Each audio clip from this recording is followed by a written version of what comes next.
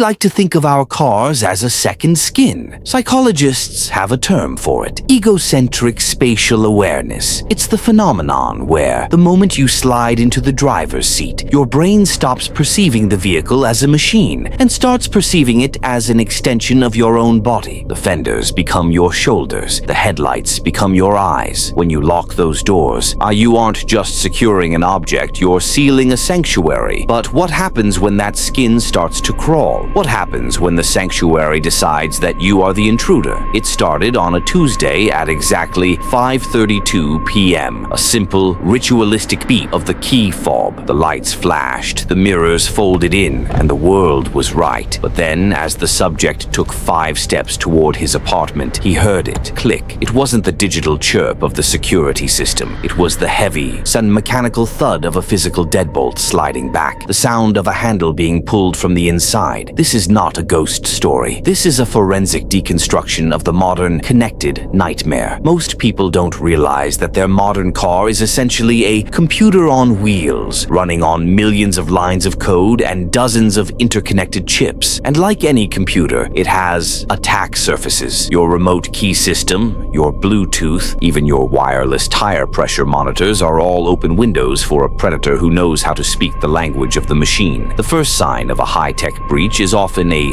glitch that isn't a glitch at all. In this case, the subject did the logical thing. He took the battery out of the key fob. He thought he was cutting the signal, but the clicks continued. This is because the intruder wasn't using the standard $315 or 433 megahertz radio frequency. They were deeper in the system. They were likely using the telematic control unit, TCU, the part of the car that talks to the cloud and the manufacturer's servers. Security researchers have proven that if you can access the TCU, you can control the car from 1,000 miles away. You can adjust the radio, turn on the wipers, or, most terrifyingly, manipulate the locks while the owner is standing right there. But the escalation in this parking lot was different. It was predatory. The subject reported that the car would only unlock when he was at a specific distance. If he got closer, the car would lock itself again, click like a territorial animal marking its ground. This suggests a proximity-aware exploit. The attacker wasn't just guessing. They were monitoring the subject's exact coordinates, likely through the car's own GPS or the subject's synced smartphone. There is a documented case in Australia that mirrors this perfectly. A woman's ex-boyfriend had helped her buy a Land Rover. He kept the vehicle identification number, VIN, and used it to log into the In Control app on his own phone. For months, he tracked her movements in real time. He would remotely start the engine while she was in bed, or lock her out of the vehicle when she was trying to leave a store. He didn't need to be a master hacker. He just needed the VIN and the app the manufacturer provided for convenience. When we talk about Sentry Mode or factory-installed 360-degree cameras, we see them as safety features. But in the hands of a stalker, your car becomes a 24-hour surveillance drone parked in your own driveway. The psychological toll of this is what experts call the violation of sanctuary. When your home is invaded, you can leave. When your car is invaded, you are being followed by your own protection. The metal skin you rely on has become a cage that reports your every move to the person holding the key. The turning point in this case happened on a Friday night. The subject decided to hide behind a nearby truck to watch the car from a distance. For 30 minutes, nothing happened. Then, click, the locks popped. The driver's side door didn't just unlock. It swung open a few inches. Just a sliver of darkness. No interior light. No door ajar chime. It sat there for exactly 30 seconds. A deliberate open loop designed to lure the subject back in. And when he didn't move, the door was pulled shut, slowly, as if someone was sitting in the seat, gripping the handle with a steady hand. This is the automotive uncanny. It is the moment a machine exhibits a human-like intent that is both familiar and grotesque. That night, the subject's phone buzzed. A notification from the car's official app.